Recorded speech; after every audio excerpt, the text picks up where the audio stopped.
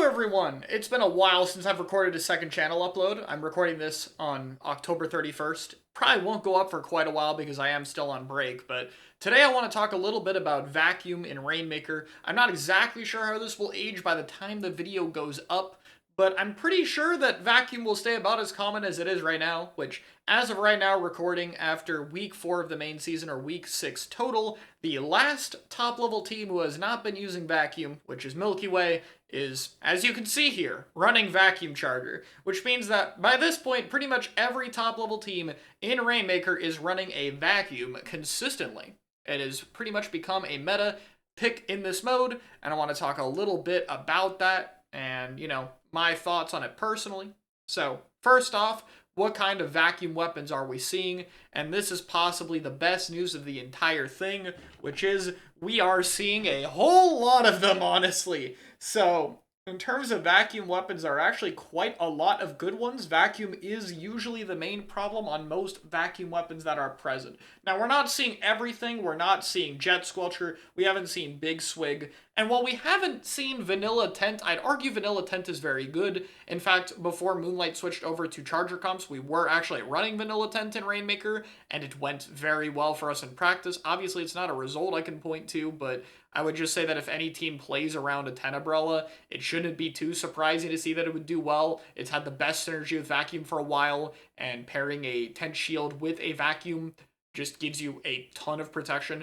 Vac is 1200 HP it can tank right now, and the Tent Shield's about the same thing. I'll get into that more in a minute. So that's a ridiculous amount on paper. But besides that, there are a few other weapons that we are seeing and are worth overall talking about. So the main ones that we've seen so far include, oh my god, I didn't mean to hit that button, if I can get back to my vacuums. We've seen a tiny bit of 96, as you saw in some of the background footage there. FT-Win used it a little bit on shorter range maps instead of what they've been using normally, which is the ballpoint splatling Nouveau. This makes sense for a number of reasons. It has very good vacuum output, and we've actually seen a good bit of this weapon in zones. There's a One Trick in Japan who's been pretty good with this weapon lately. Like, One Trick's specifically this one. Not too notable, but we see a little bit of it. Jet is on the list of ones we haven't seen. Rapid Pro hasn't been especially common. We've mostly seen this from Crush Soda, since Zenith has been playing with them, and they use Vacuum a bit, or they're known as 5 under this league. Now, Rapid Pro was one of the most common Rainmaker weapons in Japan. I still don't think as highly as Rapid and Rainmaker as other people, but no denying that the kit here is probably the main reason, because Mist is also very good in Rainmaker, especially after they made it cheaper at slowing the Rainmaker down on defense, and it is still a very cheap ink vacuum. We've seen a good bit of Vacuum Charger, mostly from the Charger players in the league. I've seen Wave use it a little bit for 5 once again. Q obviously uses it for Milky Way, and we obviously use it for Moonlight with Basil. So, good bit of Charger players will tend to use it. I think even Biscuit used it a little bit for FTW since he plays Pen. But typically, the last one that we've seen a little bit is once again from Biscuit, and it's going to be the Ballpoint Splatling Nouveau, which again, mostly been seen from that player. But in this case, I think it still makes sense. Obviously, Biscuit has a lot of experience with Ballpoint. It's one of his main weapons. But also, the weapon itself is still quite strong here. It's a good main weapon. And mines are very nice to pair with it. It's also a weapon that uses run speed, which means that you will be able to boost the speed that you strafe with in Vacuum because you have run speed active. That's very noteworthy. So having all of those factors is just already pretty good. I think that's all a lot of positives to go over for the special, so there's plenty of things that are clearly going well for it right now, and there's a lot of weapons that we can see, which I think is already going to be a good thing, obviously. I think, in general, having, like, a larger quantity of weapons is one of the better claims to fame that Vacuum actually has right now. Really, there's just a ton of good Vacuum options that you can pick for Rainmaker, and I think that's great to see. As for Vacuum in the mode itself, there are definitely some people who dislike it, or I guess I should talk about why it's good right now anyway. I mean, there are going to be claims that it's just Vacuum was always good, and I think Vacuum has some merit in Rainmaker before. Obviously, it did well in some events in Japan, so I can't really knock it too much. But personally, I felt that it was just a little inconsistent and that people were just not as good at the counterplay. It's not too difficult to fill Vacuum or find a way to kill it or something along those lines, and the reason I think it's different now is that filling the Vacuum is not impossible, but it's impractical in many scenarios now. If you are down a player, if you don't have specific weapons on your team, if you don't have certain specials, and not as many specials fill vacuum as you might think, because a lot of specials do extra damage via damage multipliers, like Booyah Bomb versus Crab. It does way more damage because of the multipliers. But there aren't actually damage multipliers into Ink Vacuum as far as I know, which means like a single strike is only about a third of Vacuum's new health, which is a lot. Strike is one of the main options that can fill it, but it's much less than you would expect, whereas like against Crab, a single strike can end up breaking it or breaking a bubble. So that's still pretty important to note. I think that really the main thing though is just that, 1200 HP is just a lot. It kind of is that simple. It's a 50% increase.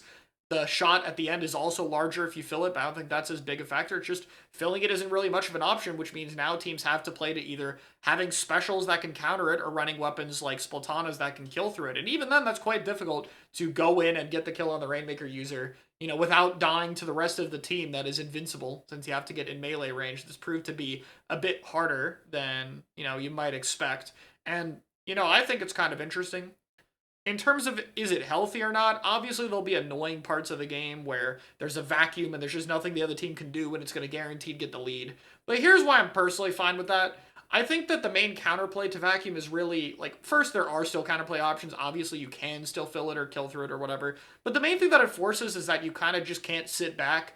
Hanging back and bomb spamming from a safe point on the one choke point the Rainmaker can go through is tended to be pretty strong in Rainmaker. There's very limited paths, so it's very easy to just hold defensive positions. And Vacuum is one of the few things that actually just force people to get up and move away from them. Like, the best counterplay to it is a weapon that has to be in melee range. If it's sitting back bomb spamming, it's going to have a harder time doing that, for instance. So, generally, I just find that the counterplay to vacuum has encouraged more aggressive play, and also just the mode has been incredibly campy. Stalling has been incredibly broken, and we're not going to be able to change the maps or anything this late into the game, unfortunately.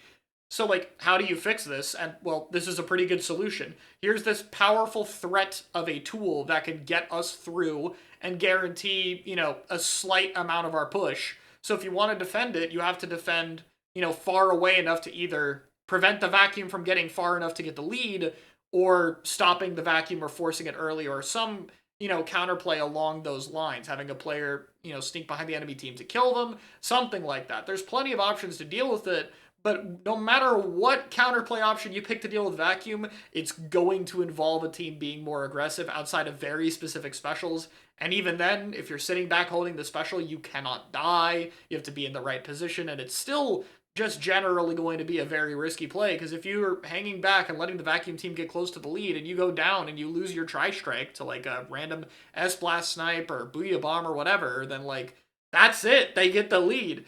It's typically not safe to gamble off of just one option. It's better to have plans if something goes wrong. So that's just how I feel in general, to where, personally, I think that vacuum's overall positive. I won't deny that sometimes it could be annoying, but as a whole, then yeah, I think it's pretty healthy for the game. I like seeing more weapons. I like seeing Rainmaker be more back and forth, and it's overall quite interesting. That's my thoughts on it. Thanks for watching.